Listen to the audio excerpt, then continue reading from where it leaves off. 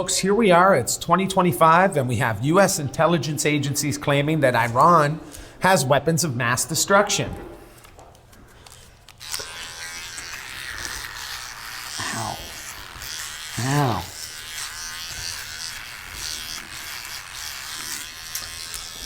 I think I cut my head. Is anyone else getting deja vu?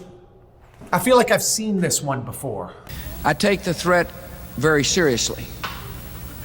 I take the fact that he develops weapons of mass destruction very seriously.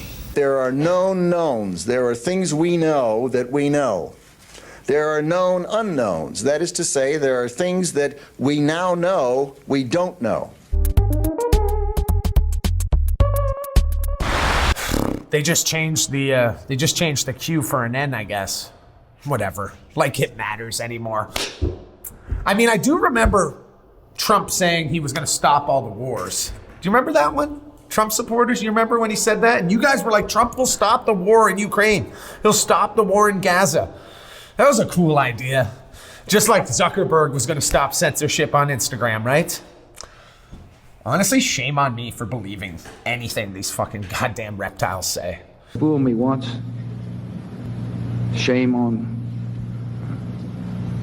you. It fooled me, we can't get fooled again. In fact, if we're being frank, I believe there's actually more war on Earth today than there was before Trump took office. I'm not saying that's his fault. I'm just stating the facts here, folks. Question on my mind, and the question that should be going through your mind is, will the government use these accusations of WMDs to justify military action in the Middle East? Before you answer, you maybe want to look at what came out of Israel on Tuesday of this week. Israel, according to inside sources in intelligence, is planning a massive strike on Iranian nuclear facilities.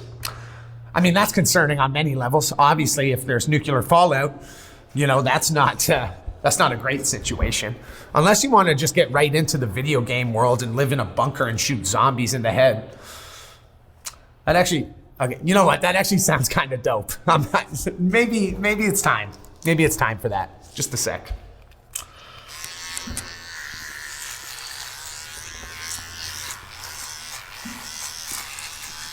I look like I have radiation poisoning right now.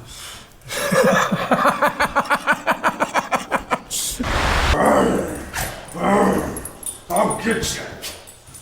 Jack, come here. That's a good shot. But yes, you have the government of Israel. You know these guys. They're the government that's super reasonable. You know, always taking innocent human life into account and would never commit the atrocities against another people that their own people, you know, the Israelis, have suffered, have been subject to over the years, over the last centuries, right? The Israeli government would never commit genocide, guys. They just wouldn't do it. Because they understand history and hypocrisy and empathy.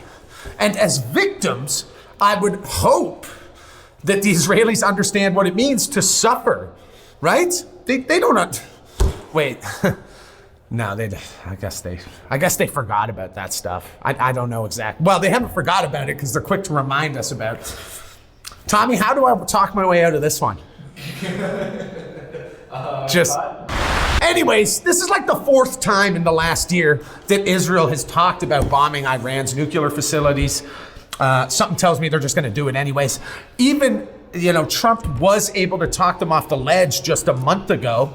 I will give Trump credit for doing that. However, I do not think he will be able to keep the rabid dog from biting much longer. To close out this headline segment, I'd just like to implore all of us to take note of how a lot of these things seem to be reoccurring. They're happening again. It's like, oh, that seems familiar from 30 years ago. It's not the first time they've happened, and it's not going to be the last time they happen. And until we learn from our mistakes, we will never break the cycle of history.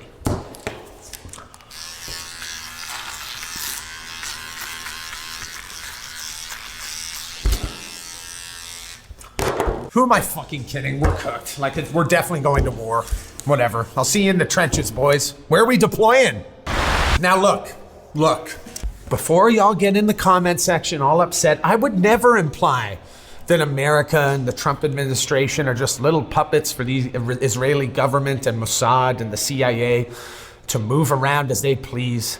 But I will say Trump is creating a plan to move 1 million Palestinians to Libya, according to sources within the White House.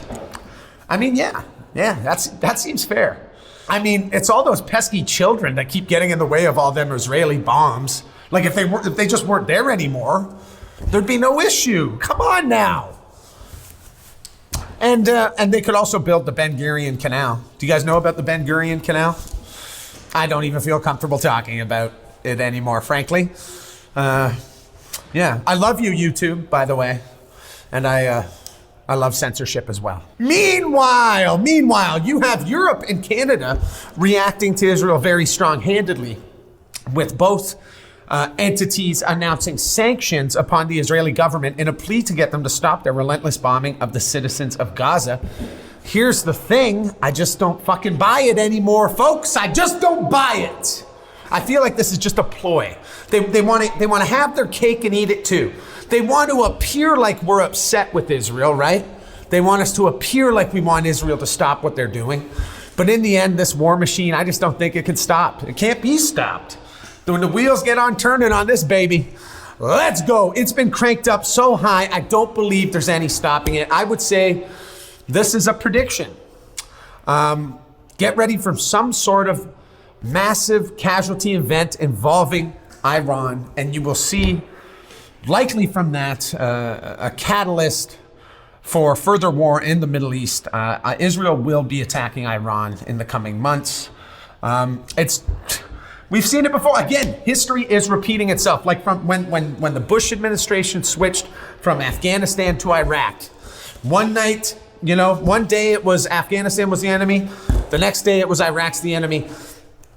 George Orwell literally warned us about this shit. And instead of heeding his warning, we just allowed governments around the world to use 1984 as a blueprint for how to run a country.